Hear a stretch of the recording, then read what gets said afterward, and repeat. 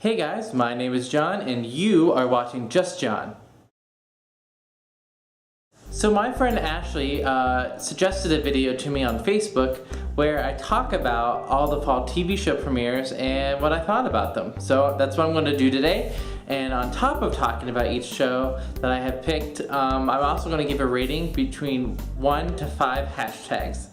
5 being the best and 1 being the worst. So, here we go. The first show I'm going to talk about today is The New Girl, which is on the Fox channel. This is actually my favorite TV show right now.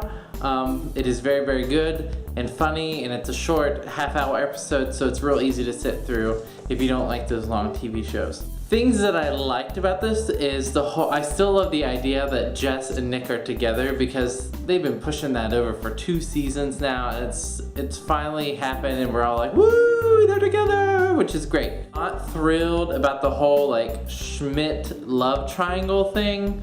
I know they continued it for the other couple episodes, but it took way too long to resolve that. It should have been done in the first episode and been done with it.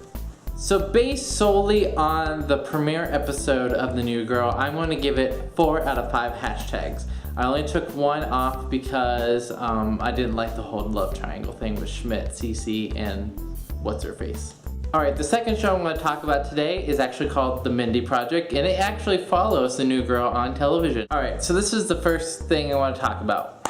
It was so confusing. It was a really confusing episode. Like, I thought I had missed something and I was not thrilled. I mean, she was magically overseas and writing a letter and I was like, what the hell is going on? It was too much. As cute as the preacher man is, he kind of needs to go because, you know, Mindy and Danny are meant to be. It's just how it is. The Mindy Project, I decided to give a 3 out of 5 hashtags just because it was so confusing in the first episode. Like, it was just weird. So 3 out of 5. The third show I want to talk about is actually one that before it premiered, all the critics were giving it really bad reviews. It is called Dads. It also is on the Fox network. It's from the creator of Family Guy, so Seth MacFarlane created it. So if you like Family Guy and American Dad, this is right up your alley.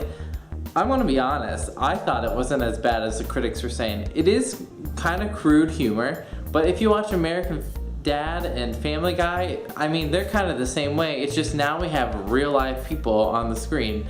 I thought the first episode was okay. It wasn't great, but it wasn't as bad as everyone was making it out to be.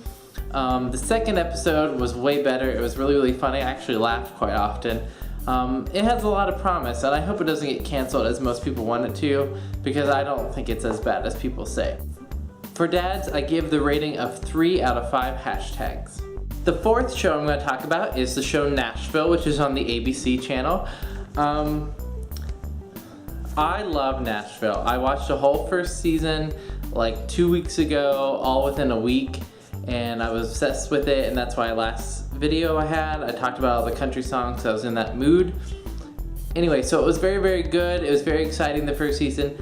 But the premiere episode, goodness gracious, it was just so blah. I don't know what happened.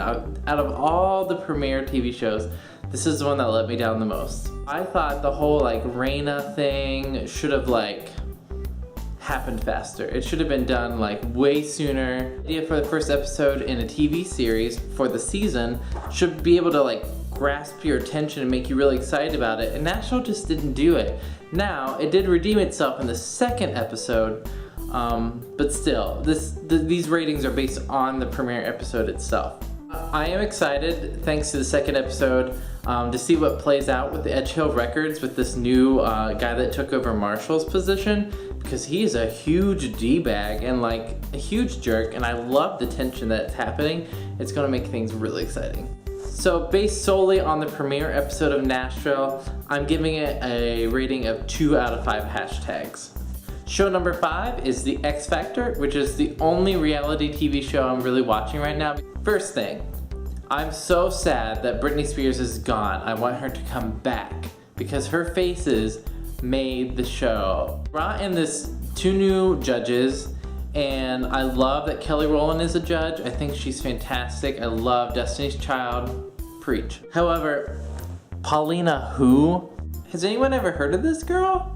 Like, where the heck did she come from? She's a whole bucket of crazy, let me tell you. X Factor is hard to do on the premiere because it's like several episodes are considered the premiere. However, I am giving it a rating of 5 out of 5 hashtags because I'm kind of obsessed with it and it's really, really exciting. And I have no idea who's gonna win because there's so many good people this season. Show number 6 is the show Glee, which is also on the Fox channel. The thing about Glee, we know that Corey Monteith died, and I know that threw off the whole mojo of the show, and I'm trying to take that in consideration. But the first 2 episodes, since they were kind of like one giant episode in a way, with the whole Beatles thing, it just didn't, I was excited about it because I love all the Beatles songs, but I just thought it was kind of like wishy-washy. It was not exciting. Some of the storylines were kind of weird, like what's with the whole Tina being like Carrie Fisher all of a sudden? Like, really? Am I the only one that's not excited about the Klaine engagement? I mean, he's in high school and their relationship's really rocky, so hey, let's get married. It didn't work whenever Finchel tried to do it. Why the hell would it work with Klaine? Plus, I mean, I'm all for the gay marriage, obviously, but I just thought like, it didn't make sense. It was too soon. Like maybe on down the road would have been fine, but now, based on the premiere of Glee alone, I give it 3 out of 5 hashtags. Vampire Diaries is the next show we're talking about. Now this premiere was awesome. This is the one season premiere that I honestly did not want to like do something else while watching. I was glued to the TV. It was so good.